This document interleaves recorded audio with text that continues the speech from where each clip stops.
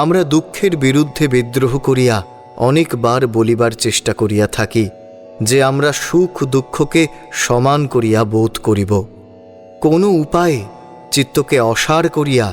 ব্যক্তিবিশেষের পক্ষে সেরূপ উদাসীন হওয়া হয়তো অসম্ভব না হইতে পারে, কিন্তু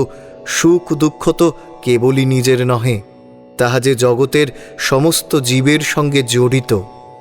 আমার দুঃখবোধ চলিয়া গেলেই তো সংসার হইতে দুঃখ দূর হয় না। অতএব কেবলমাত্র নিজের মধ্যে নহে, দুঃখকে তাহার সেই বিরাট রঙ্গভূমির মাঝখানে দেখিতে হইবে, যেখানে সে আপনার বহ্নির তাপে বজ্রের আঘাতে কত জাতি, কত রাজ্য, কত সমাজ গড়িয়া তুলিতেছে, যেখানে সে মানুষের জিজ্ঞাসাকে দুর্গম পথে ধাবিত করিতেছে,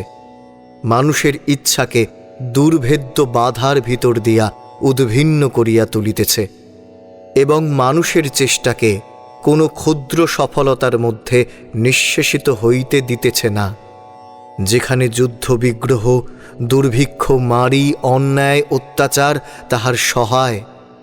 যেখানে রক্ত সরোবরের মাঝখান হইতে শুভ্র শান্তিকে সে বিকশিত করিয়া তুলিতেছে, দারিদ্র্যের নিষ্ঠুর তাপের দ্বারা শোষণ করিয়া বর্ষণের মেঘকে রচনা করিতেছে